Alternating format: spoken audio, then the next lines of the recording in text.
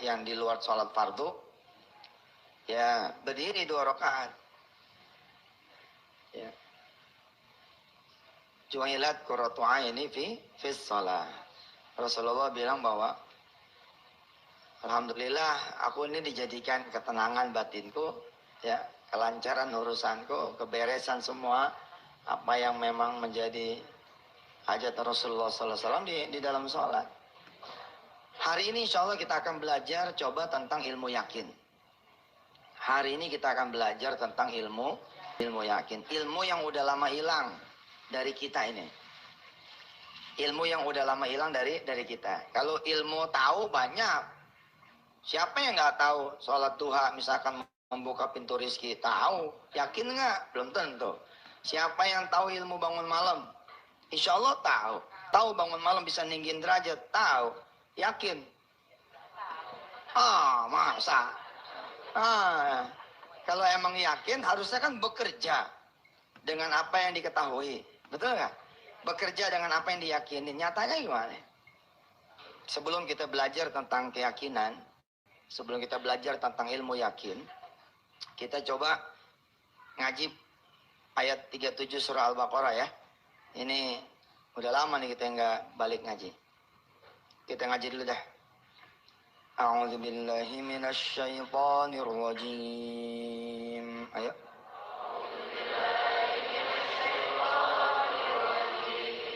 Bismillahirrahmanirrahim. Fatalaqqa Adamu min rabbih kalimatin fataba alaihi innahu huwat tawwabur rahim. Qulna ihbitu minha jami'a fa imma ya'tiyannakum minni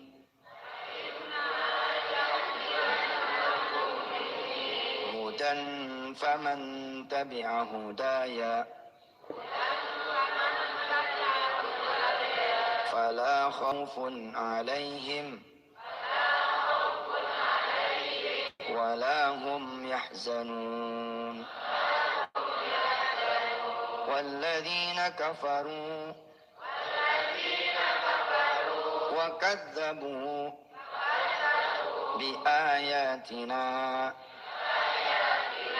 أولئك أصحاب النار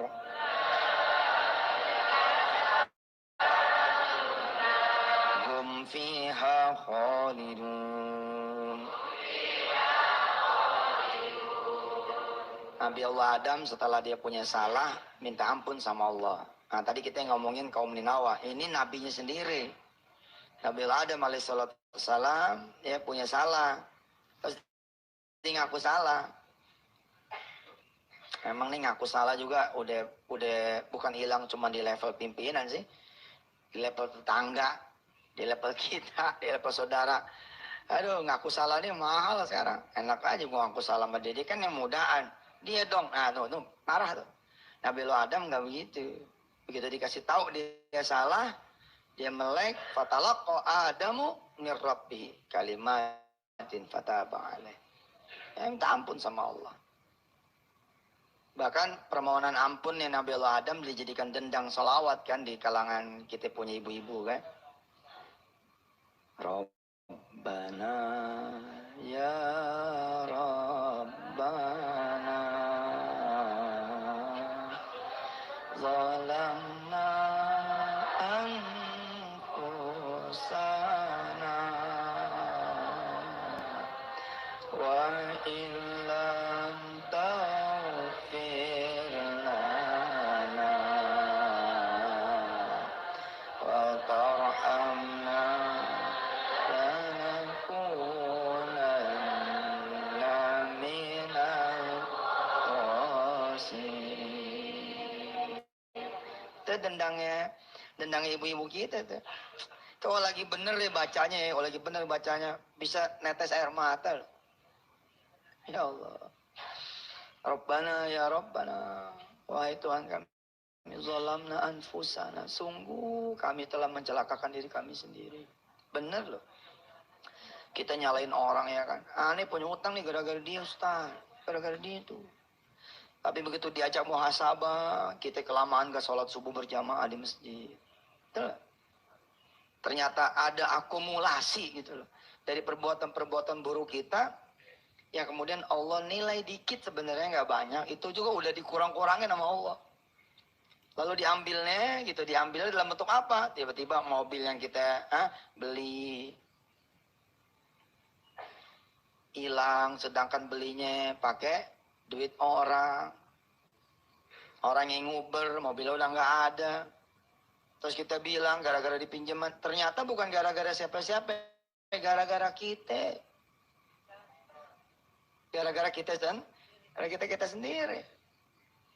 Ada seorang anak muda di PHK dari kansi yang tidak pernah dia lakukan. Dan dia bersumpah demi Allah tidak pernah melakukan. Tapi kenyataannya udah begitu. Dia tahu tapi tidak bisa mengungkap.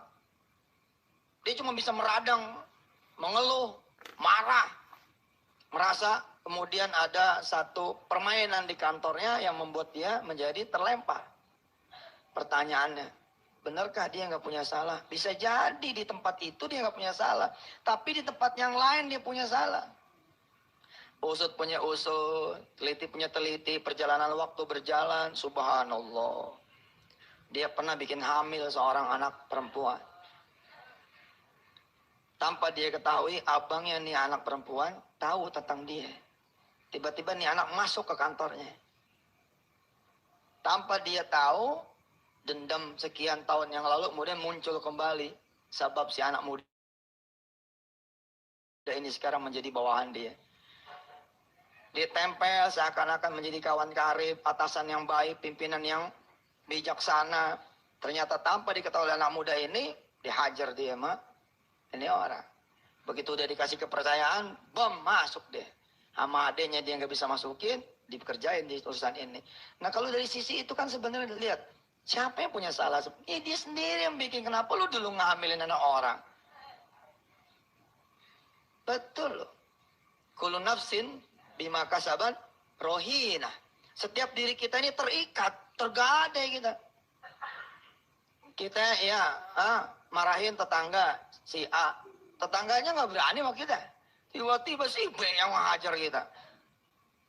Ceker aja. Waduh. Kita yang nggak ada kenal, nggak ada apa. Wah ente gitu mana? Ya enggak nih, iseng aja. Kok iseng aja? Ternyata emang si A nggak berani. Tapi si B Allah kutik. Tuh, begitu juga kebaikan. Kita ngopenin anak orang terus kita anterin dia, kita anterin dia. Emaknya nggak ada ajinya sama kita. Bapaknya nggak ada ajinya sama kita. Kita nganterin anaknya saban sekolah, kita pulangin lagi, kita anterin, kita pulangin lagi, kita anterin, kita pulang. Tapi yang jadi emak bapaknya ampun sama kita. Tapi kita nggak ada urusan. Sebab kita menunggu perbuatan baik itu menjadi baik dari siapa? Dari Allah. Ternyata begitu anaknya kelas 6, bapaknya ditugas pindahkan ke tempat lain, dipindah tugaskan tempat lain. Di tempat yang lain sekolahnya jauh, gantian. Ada orang yang nganterin anak kita, mulangin anak kita, nganterin anak kita, mulangin anak kita, nganterin anak kita, mulangin. Nah gitu. Kalau emang perbuatan baik bakalan dibalas, perbuatan buruk bakalan dibalas, baik sekarang ataupun nantinya. Dan kita tahu dua-duanya yang balas adalah Allah SWT. Nah kita perhatian deh. Kita perhatian bismillahirrahmanirrahim. Kita nawaituin. Pengennya berbuat baik aja, berbuat baik. Kalau bisa kita tinggalin yang buruk. Kalau emang ada kecelakaan, kita lalai, kita sengaja, namanya manusia ya enggak. Ada marahnya, ada isengnya, ada jatuh tempo, nafsunya muncul. Ya sudah, banyakin istighfar pada Allah Subhanahu wa taala. Ustaz jadi main-main dong. Enggak, Allah aja enggak bilang main-main, ente lah. Karena suka sebel juga. Kalau orang berbuat dosa, Allah aja enggak gitu, enggak udahlah. Insya Allah lah, udah. Insya Allah, asal dia masih mau minta ampun mah. Main-main enggak mah kan Allah yang tahu ya enggak. Main-main enggak mah Allah yang Yang tahu insya Allah dah. Ya.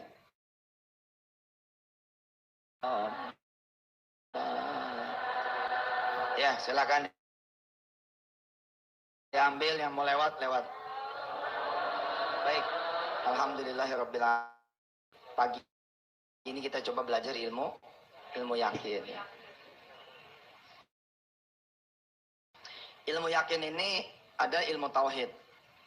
Insya Allah tanggal akhir Juni ya, saya launching ulang, merelaunch kuliah tauhid di kuliah online di www.wisatahati.com. Dan kita pernah pernikin tuh kuliah sedekah di Nikmati Sedekah ini di Twitter yang @yusuf_mansur. Pemirsa yang dirahmati Allah, kalau sudah bicara tauhid saya senang sekali. Orang-orang mengatakan begini kepada saya ya, Ustadz, kenapa sih ente ngajarin balasan sedekah begini dan begitu? Nah, kalau lagi hati enak gitu ya, hati lagi nggak pegel gitu, padahal kan gitu, masya Allah gitu. Kalau lagi enak saya kasih tahu, Pak Haji, sebenarnya yang saya ajarin itu bukan soal balasan. Sebenarnya kita nggak tahu juga balasan mah jalan-jalan aja. Tapi yang saya ajarkan sebenarnya keyakinan. Yang kita ajarkan sebenarnya iman. Percaya nggak sama Allah gitu. Kalau emang percaya, insya Allah ini bakal terjadi. Jadi persoalan tauhid gitu. Ketika kita bicara sholat malam, persoalan tauhid loh. Nggak ketahuan kan, nggak kelihatan kan. Kalau karir, pekerjaan kan ada jelas deh. Kalau kita ngikutin protapnya, insya Allah dah gitu kan. Hah? Di dunia ilmu yang dirapot juga jelas. Tapi yang beginian memang susah. Judul aja alladzina yu'minuna bil ghaibi. Coba saya tanya ibu dan bapak semua yang dirahmati Allah. Ini kita coba cerita soal keyakinan nih, ilmu yakin. Alhamdulillah saya kedatangan tamu nih aja Haji Sidki dari Jember. Kemarin ketemu di Masjid Kubah Mas ya. Ada Haji Imron dari Palembang dan rombongannya. Ada jemaah-jemaah lagi yang lain. Mudah-mudahan pulang dari sini bawa keyakinan. Nanti kita pun akan bicara dengan bapak kita Pak Hendarji ya. Dulu beliau sebagai Dan Puspom ya, alhamdulillah kita bisa kenal dengan beliau. Kebetulan saya belum pernah masuk ke tentara Pak, belum pernah gitu masuk ke tentara yang serius punya gitu. Pengen sih tentara-tentara saya ajarin gitu one day one ayat, satu hari satu ayat. Tatkala dia dari awal udah ngapalin Quran satu hari satu ayat, maka ketika dia menjabat 10 tahun yang akan datang, dia sudah menjadi pimpinan yang hafiz 30 juz. Alhamdulillah kemarin di Arhanut 15 Semarang sudah mulai ada rumah tahfiz khusus tentara. Ini luar biasa nih. Jadi kawan saya ini Haji Muhammad Desi Arianto selaku pimpinannya di Arhanut 15 bersikeras gitu. Niat bangun rumah tahfiz tapi khusus anggota dia. Jalan, peresmiannya lengkap. Peresmiannya yang lain pakai baju koko, dia pakai baju loreng-loreng. Luar biasa itu tentara-tentara ngapal Quran. Lah kalau satu hari satu ayat Pak Hendarji, ya itu nanti 1 tahun 3 juz. Nggak berasa ngapalin alif lam mim. Udah gitu segitu doang. Insya Allah nggak ngeganggu tugasnya. Nah, 1 tahun 3 juz, 10 tahun 30 juz. Pada saat nanti dia menjadi jenderal, udah 30 juz. Subhanallah. Mudah-mudahan ini dengan wasilah kedatangan beliau kemari ya, ada sambungan nanti ya kan. Baik Bapak Ibu yang dirahmati Allah, saya mau tanya ibu dan bapak semua. Bila ibu dan bapak punya duit 70.000, oke? Pengen beli pecel lele 7 bungkus. Pengen beli ayam bakar Mas Mono 7 bungkus. Pengen beli warung penyet punya ayam 7 bungkus. Pengen beli steak 7 bungkus. 10.000. Emang kita tahu harganya 9.000 apa 10.000. Kira-kira kalau kita jalan ke warung-warung itu, pulang bawa barang yang kita tuju nggak? Normalnya. Gimana kita bicara normal kok?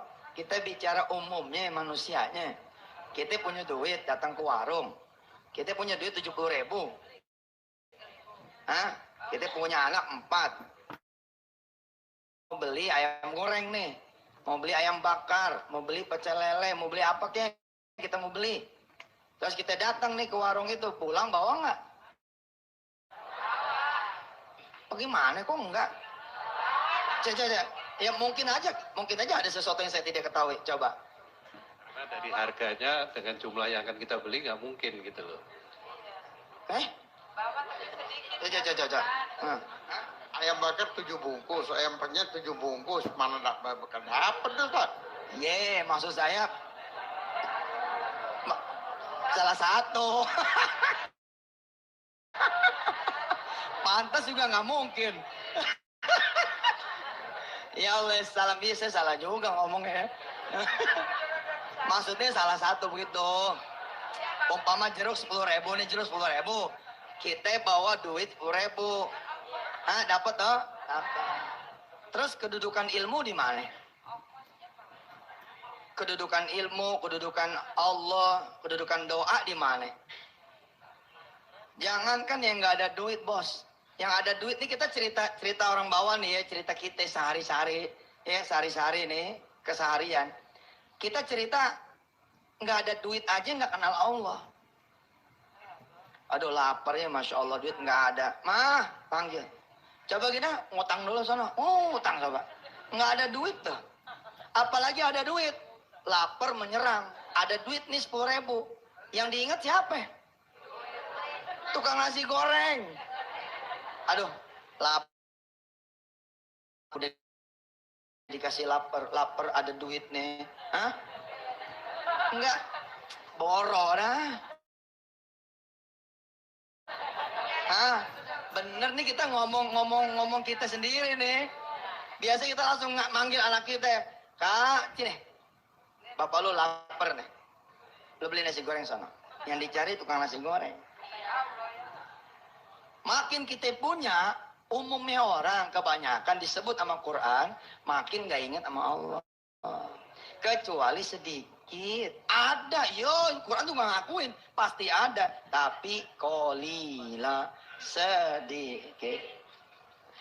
Kalau ente punya duit, pergi ke pasar, pergi ke warung, beli itu barang, kedudukan ilmu mana?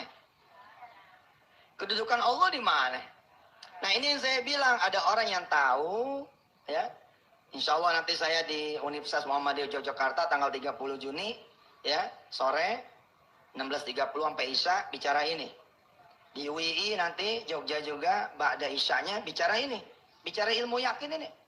Nanti tanggal 14 pun, sore nih, hari ini, Ba'da Asar, kita bicara ini. Kita bicara ilmu yakin yang udah lama hilang dari kita. Ada duit, kita mau beli pecel lele. Terus pulang bawa. Terus kedudukan ilmu di mana? Hampir nggak ada tuh. Harusnya gimana? Ini cerita implementasi gitu ya. Kan tahu ente tahu kan siapa yang sedekah 1 dikali 10. Coba iseng pengen beli nasi bungkus 7 bungkus nih. Isinya apa kek? Mau ayam kek, mau lele kek, apa terserah dah. Coba jajal. Beli 1 bungkus. Kita punya, bukan nggak punya, kita punya, kita pengen tes aja. Bener nggak sih? Kan mau belajar ilmu yakin kan? Kita beli 1 bungkus, tuh nggak? Ada tukang ojek di depan. Kita panggil dia, bang, nih buat ente. Kita tungguin, bener kagak Allah nganterin 10 bungkus? Lah, ini kan ilmu ente nih. Ilmu ente pada nih. Betul nggak? Pengen beli bakso, pengen beli bakso nih, bakso moncrot. Kita pengen beli bakso, 10 bungkus. Kalau ente punya duit 10 bungkus, beli 10 bungkus, di mana? Ilmu ente di mana? Nggak ada. Kenapa? Karena kita nggak pernah belajar keyakinan. Kenapa ente dikasih susah coba? Supaya yakin Allah itu ada. Kadang-kadang begitu kita susah banget itu. Kita menangis, menjerit sama Allah. Tiba-tiba Allah kasih kabar lewat si fulana, ceger. Subhanallah. Kita nggak bakal nyebut subhanallah aja, ente punya duit. Ini mah jajal ilmu yakin jajal. Ente berangkat, beli 1 bungkus. Dang. Oke? Yang kita tuju jaraknya 10 kilo. Kita beli yang 100 meter. Tapi bukan buat anak kita. Bukan buat istri kita. Bukan buat khadim kita. Kita beli, kita punya nasi 1. Buat tukang ojek. Buat tukang becak, buat siapa kek yang kita temuin di luar. Yang dia lebih lapar daripada kita. Kita kasih dia. Kemudian kita tungguin. Mana nih janji Allah? Katanya kalau ngasih 1 bungkus dapat 10 bungkus. Ini yang saya bilang bukan cerita pamrih. Ini cerita yakin nggak lo? Kalau yakin kan lo make. Kalau yakin kan aneh make. Kalau yakin ente make. Tapi kita nggak pernah make. Kita punya duit 12 juta, pengen motor, main jalan aja ke showroom. Nggak gitu dong. Kalau emang yakin beli motor 12 juta, 1,2 aja. Punya duit 12 juta, ambil 1,2. Nih orang ilmu yakin nih. 1,2 bagiin tuh. Bat. Ente malah punya sisa 10 juta 800.000 rupiah. Karena Uya stupid. Tahu stupid? Ya, bodoh. Hah? Kita nggak make ilmu kita. Ngaji dinikmati sedekah dari tahun 2005. Iya loh, kita kan 2005 nih. Malah dari tahun 2001, 2000. Tapi nggak pernah kita pakai. Kita bilang, kita kalau mau beli motor 12 juta Ustaz. Aduh, ilmu lu di mana? Ilmu lu tuh kalau nggak 1 dikali 10. Berarti kalau lu punya duit 12 juta, lu hemat 10,8. Dengan cara apa? Dengan cara yang 1,2-nya bagiin. Habis itu tungguin. Lah kan udah beli ente. Ente udah beli kan? Kalau udah beli, tanggung jawab Allah nganter. Ini bukan soal pamrih, ini soal keyakinan. Kita terusin ya setelah commercial break yang berikut ini. Fadol, silakan nonton TV nih yang baru nyetel, baru pulang dari masjid. Kita lagi belajar ilmu yakin. Dan kita lagi bicara yang punya duit nih, bukan nggak punya. Kita lagi bicara yang punya. Kalau perlu nih nanti beberapa seri ke depan nikmatnya sedekah, kita bicara ilmu yakin. Asli nih ilmu udah hilang. Ilmu ini benar, udah rada hilang. Kalau tidak Allah mengajarkan kita serangkaian peristiwa kehidupan, kita benar-benar nggak jadi orang yang yakin sama kuasa Allah Subhanahu Wa Taala. Kita ulangi nih kisahnya. Ini ada orang punya duit. Punya bukan nggak punya 70.000 buat beli, ya istilahnya pecel lele dah gitu. Gue pengen nyebut ayam bakar melulu nggak enak. Ya. Iya kalau kita dibawain ya. Ntar sore beliau ini bawa